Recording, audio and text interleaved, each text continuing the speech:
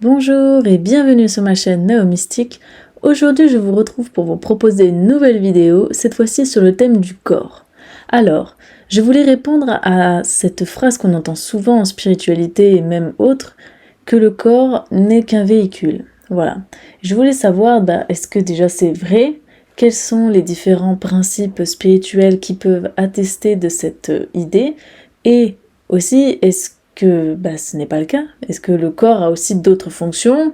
Ou est-ce que tout simplement ce n'est pas qu'un véhicule? Donc voilà aujourd'hui le thème que je voulais aborder. Pour tous les nouveaux qui viennent d'arriver sur cette chaîne de vidéos, je vais vous présenter brièvement ce que je vous propose ici. Alors, je fais ce qu'on appelle de la canalisation spirituelle. Selon moi, c'est le fait de traduire des ondes lumineuses en mots.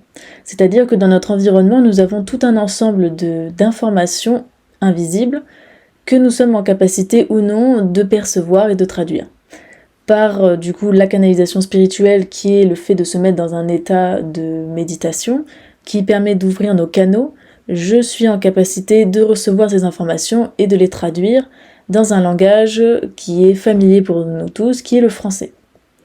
Il faut savoir que cette traduction doit quand même requérir votre discernement, car en effet, celle-ci passe à travers mon filtre, c'est-à-dire ma personnalité, mes connaissances, ce que je suis en capacité d'entendre, mes émotions du moment, etc. Donc bien sûr, elle sera toujours à remettre en fonction du contexte et des différentes idées et de mes connaissances du moment, etc. Donc voilà, j'espère que la canalisation spirituelle vous plaira. Je vous retrouve dans un instant pour le message de Sai Baba.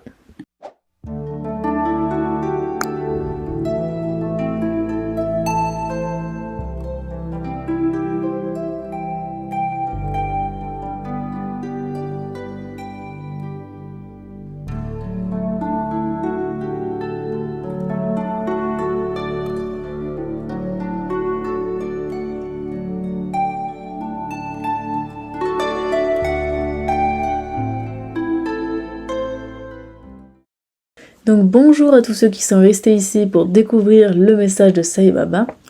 Alors, tout d'abord je vais vous lire la question que j'ai posée afin de cibler notre sujet aujourd'hui. Alors, j'ai écrit « Bonjour, j'ai une nouvelle question pour vous. On dit souvent que le corps n'est qu'un véhicule, poussant d'ailleurs certains à le négliger. Est-ce que cette affirmation est vraie et quels enseignements pourriez-vous nous partager à ce sujet ?» Donc voilà, je voulais du coup en savoir plus et surtout je voulais savoir, mais est-ce que, comme c'est un véhicule, est-ce que c'est justifié et légitime de mal se conduire avec lui finalement? Est-ce que par le fait qu'on se dise, de toute façon, je sais qu'un véhicule, quand j'en aurai fini avec lui, je vais le jeter? Est-ce que cette pensée justifie le fait d'avoir des habitudes controversées, de boire, de mal manger, de mal dormir, de tout ça, qui nuit justement à la santé du corps? Alors, à ce sujet, ils écrivent « Bonjour, c'est moi Sai Baba. Je descends vers toi pour répondre à tes questions. Tout d'abord, la fonction de transporter l'âme dans la matière plus dense, dans laquelle vous évoluez, est effectivement une de ses fonctions. En revanche, vous ne pouvez pas réduire le corps à ses fonctions. C'est une formidable machine qui interagit constamment avec votre pensée. Votre lien est tellement intense que vous pensez à tort que vous êtes le corps. Même si cela fait partie de votre identité, vous ne pouvez pas être assimilé pleinement à lui. Comme il serait étrange par exemple de se définir uniquement par sa date de naissance. Le corps a plusieurs fonctions. Alors ensuite il va détailler les différentes fonctions. Mais déjà on va revenir sur ce premier paragraphe. Alors, déjà il explique que l'idée selon laquelle le corps n'est qu'un véhicule fait référence à une de ses fonctions qui est la fonction de transport. C'est-à-dire que le corps a la fonction de transporter l'âme, qui est une énergie qui est moins dense, pour pouvoir lui permettre d'évoluer dans un milieu qui est beaucoup plus dense. Et donc, oui, le corps est un véhicule. Mais le corps n'est pas qu'un véhicule. Donc, il nous explique qu'on ne peut pas réduire le corps à cette simple fonction. Donc en effet, c'est une machine qui interagit constamment avec notre pensée, c'est-à-dire avec notre esprit, avec notre essence. Et par ce biais-là, on a tendance à considérer que l'on a un lien qui est tellement intense avec lui que notre corps est notre identité. Alors, le corps fait partie de notre identité, mais nous ne sommes pas le corps. En somme, cela n'est pas cohérent de se définir en tant que le corps ou l'identité que l'on a choisi d'utiliser pour expérimenter cette existence. Donc il dit, comme par exemple le fait de se définir par sa date de naissance, finalement c'est un concept qui est erroné. Cela fait partie des informations qui sont attachées à ton corps, mais nous ne sommes pas notre date de naissance comme nous ne sommes pas notre corps ou notre nom ou notre histoire. Nous sommes beaucoup plus que ça. Donc, pour en revenir aux différentes fonctions du corps. Alors, ils citent différentes fonctions. Ils écrivent. Par exemple, le corps a une fonction de transport, d'information, de consommation, de transmutation, de sécurité et d'accompagnateur après la mort, etc. Cette liste n'est pas exhaustive. Donc, c'est-à-dire que on pourrait attribuer au corps davantage de fonctions, mais sûrement que celles-ci ne sont peut-être pas intéressantes pour nous à travailler aujourd'hui et sont peut-être annexes ou ne prennent pas autant d'espace que les 6 qu'il nous a cités. En tout cas pour ce message. Après, il y a sûrement d'autres fonctions qui seraient intéressantes d'exploiter, mais pour le moment, dans le cadre de cet enseignement, il nous a cité 6 grandes fonctions. Alors, ensuite, il va les développer et expliquer en quoi le corps a ces différentes fonctions. Donc, ils écrivent. Tout d'abord, votre corps assure en effet le transport, l'accueil d'une partie de votre divinité dans la matière. En revanche, afin de pouvoir l'accueillir complètement, cela demande un gros travail de transmutation mystique dans les cellules d'eau du corps, afin d'apporter les guérisons des blessures de l'âme, telles que le karma, les mémoires transgénérationnelles, etc. Alors, là je vais revenir sur ce premier paragraphe. Ce premier paragraphe évoque les fonctions de transport et de transmutation. Donc il explique qu'en effet le corps permet de transporter et d'accueillir l'âme, ou du moins une partie de l'âme, dans la matière qui est un espace qui a une densité plus forte. Mais il explique que si on veut accueillir notre âme complètement dans notre corps, eh bien cela demande un travail de transmutation cette fois-ci. La transmutation, c'est, selon eux, le moyen qui va consister à... Donc je cite, à faire voyager des informations mystiques dans les cellules d'eau du corps. C'est-à-dire que grâce aux cellules d'eau du corps, qui sont à mon avis les principaux, du moins l'eau dans notre corps est un élément essentiel pour permettre les transmutations et les échanges d'informations entre l'invisible et la matière. Et il explique que grâce aux cellules d'eau, moi de ce que j'ai vu, c'est qu'on peut coder cette cellule d'eau afin d'apporter par exemple des transmutations dans le corps ou du corps vers l'esprit. Et ça a notamment le but de soigner les blessures de l'âme. Donc on a souvent en tête les principales qui sont proposées par Lise Bourbeau dans son livre, les 5 blessures de l'âme qui sont le rejet, l'abandon, l'humiliation, la trahison et l'injustice. Donc en effet, les transmutations vont amener à guérir et à mettre un petit peu plus de lumière dans ces blessures d'âme.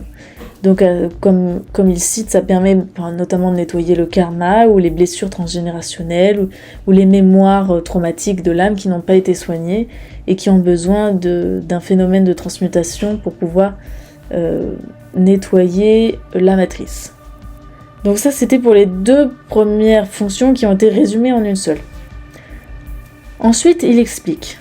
Le corps permet de faire circuler des informations à la conscience afin d'informer sur les fuites du champ électromagnétique dues notamment aux habitudes de vie malsaines et aux pensées oxydatives de l'hôte.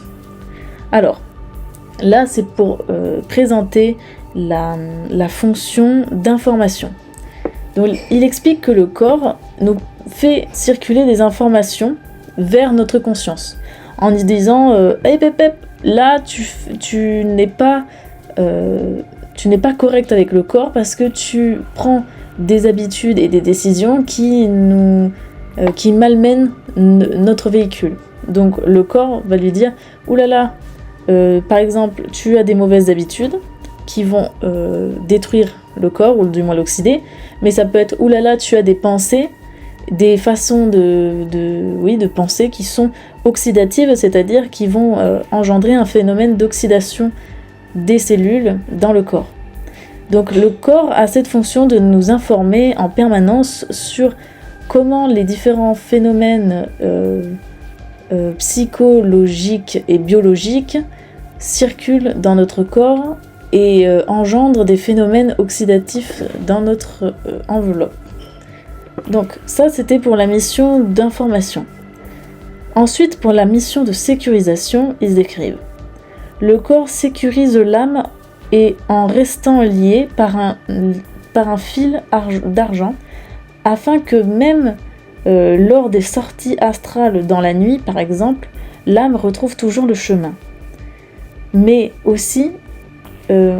aussi que l'âme ne provoque... Ah oui, mais aussi pour que l'âme ne provoque pas la mort volontaire ou accidentelle du corps. » Alors, pour la fonction de sécurisation, il explique que le corps va sécuriser l'ancrage de l'âme et dans la matière, notamment par le biais d'un fil d'argent qui lie notre part énergétique à notre corps.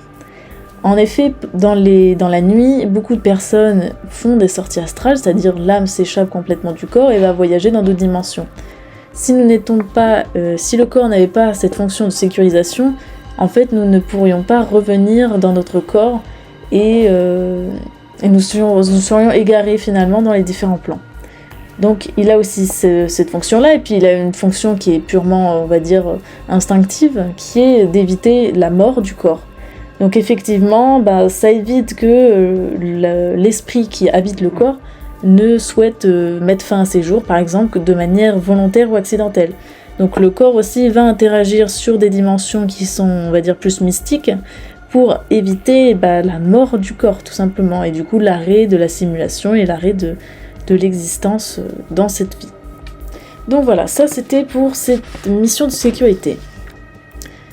Ensuite, pour ce qui est de la mission d'accompagnateur après la mort, ils écrivent « Enfin, le corps accompagne l'âme dans l'au-delà, c'est-à-dire le monde après la vie, finalement, si vous voulez.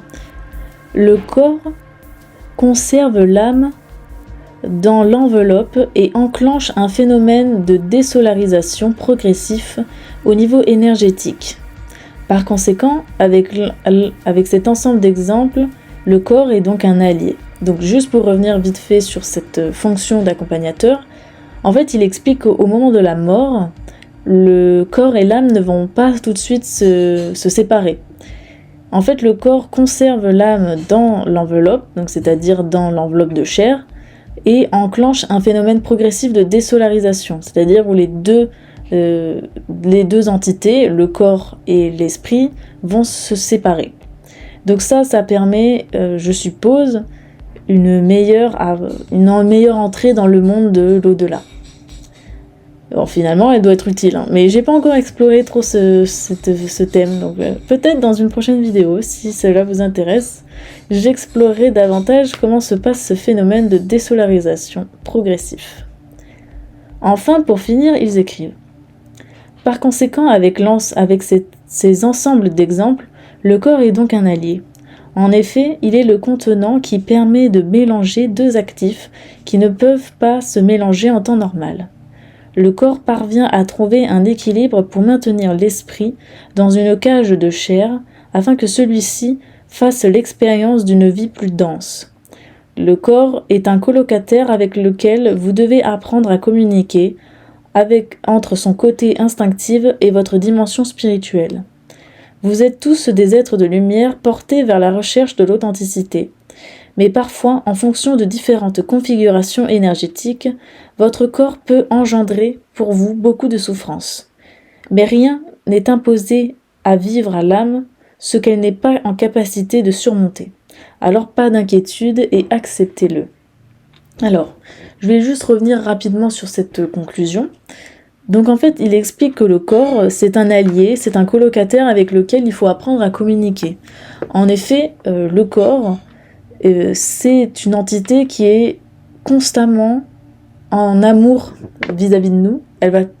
C'est une entité qui est constamment là pour nous aider, pour nous permettre de faire cette expérience de la matière. Parce qu'en effet, l'âme est une entité, une interface, qui permet de maintenir l'esprit et la matière dans un même univers. C'est-à-dire que la matière et l'esprit, ce sont deux fluides qui ne peuvent pas se mélanger. Si vous prenez par exemple l'exemple qu'on a tous en tête, quand vous mettez un verre d'eau et que vous mettez de l'huile dedans, on est bien d'accord que l'huile et l'eau ne peuvent pas se mélanger.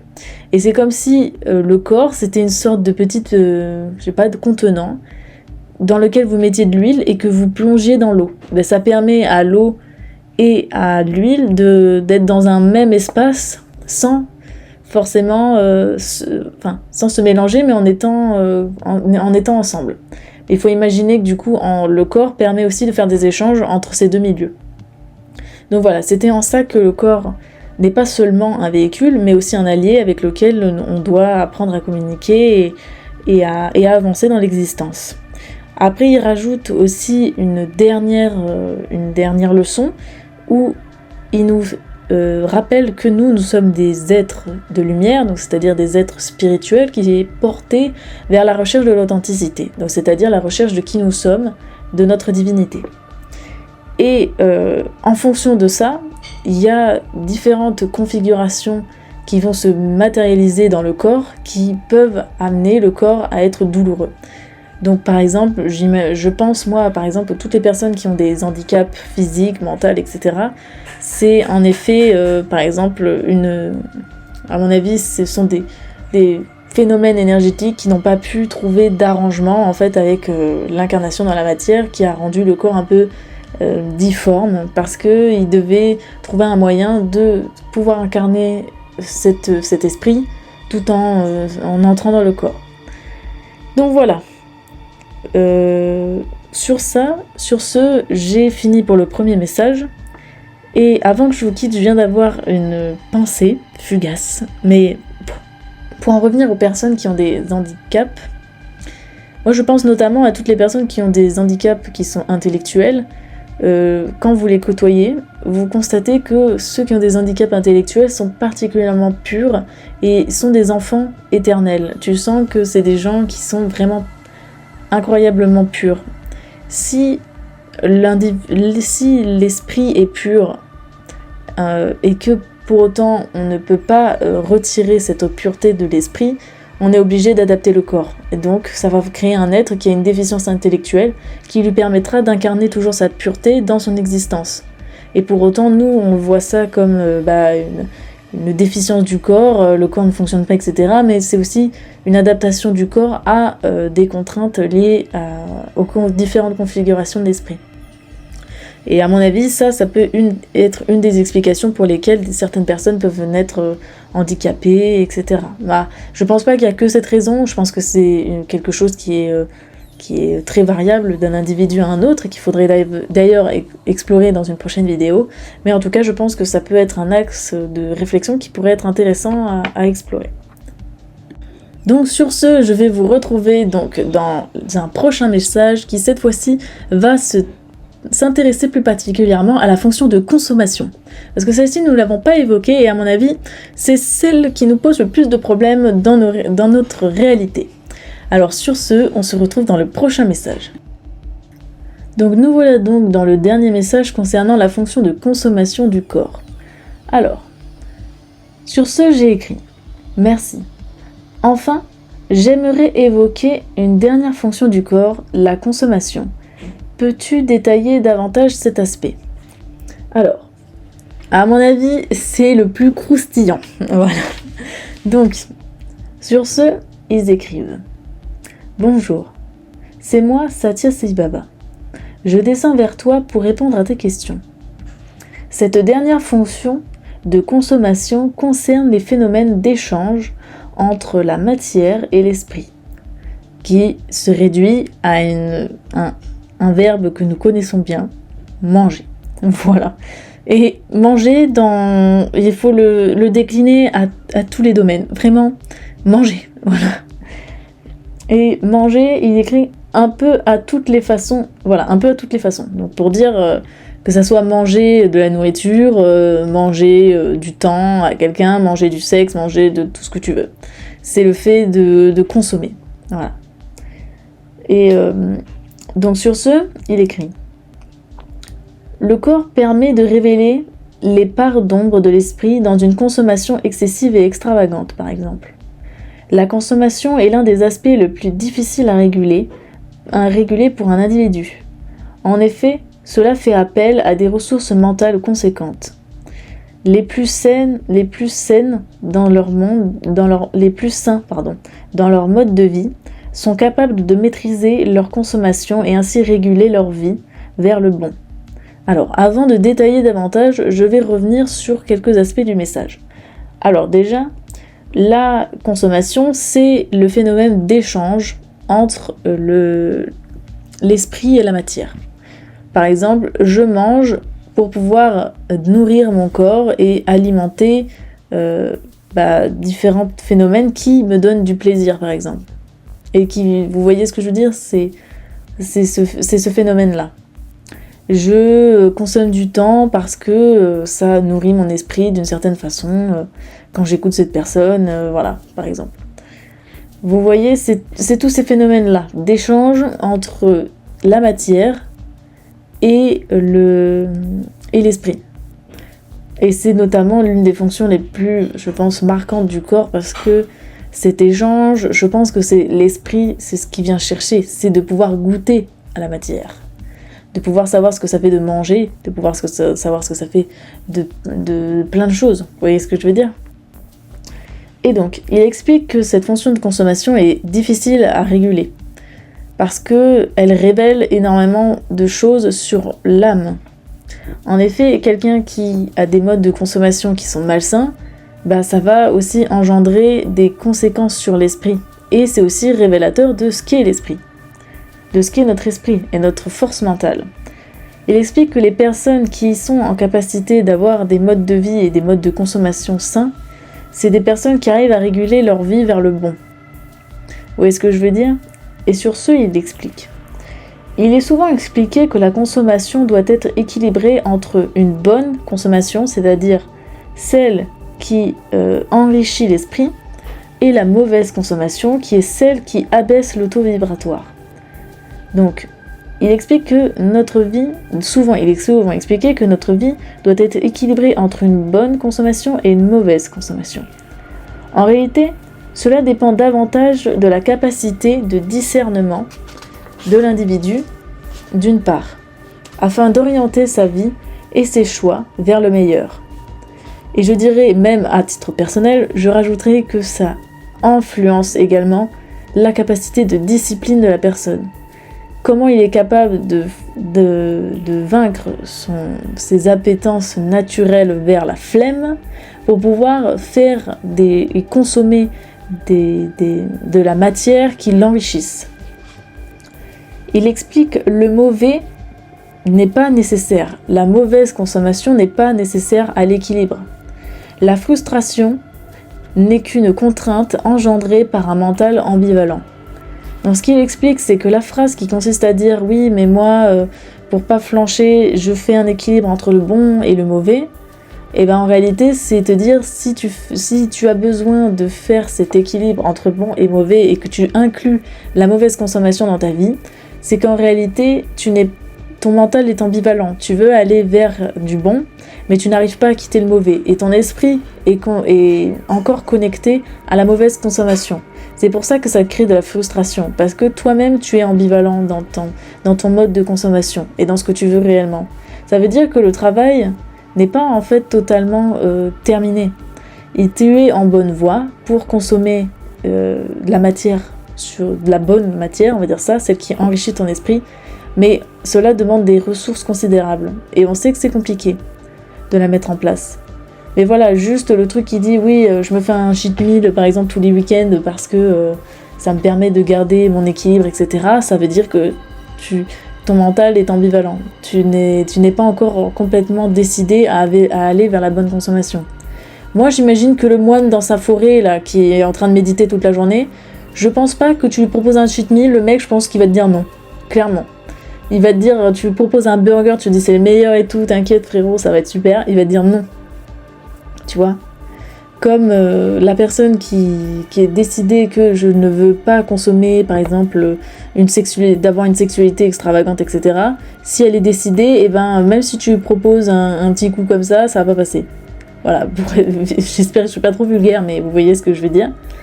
Donc, si vous ressentez de la frustration à faire des choix dans votre vie pour consommer de la bonne consommation, ça veut dire que vous avez un mental ambivalent qui n'est pas encore sûr de lui. Donc, ça va consister d'abord à travailler sur son mental et à orienter l'énergie.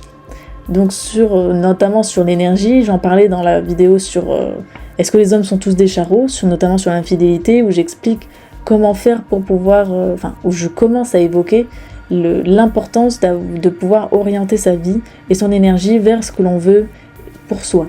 Et ça, c'est la base pour pouvoir consommer correctement de la matière. Autrement, on perd son temps et son énergie dans des modes de consommation qui ne sont pas enrichissants pour l'esprit. Et ça, c'est particulièrement important si on veut une vie qui soit saine et dans laquelle on se sente en bonne santé, heureux.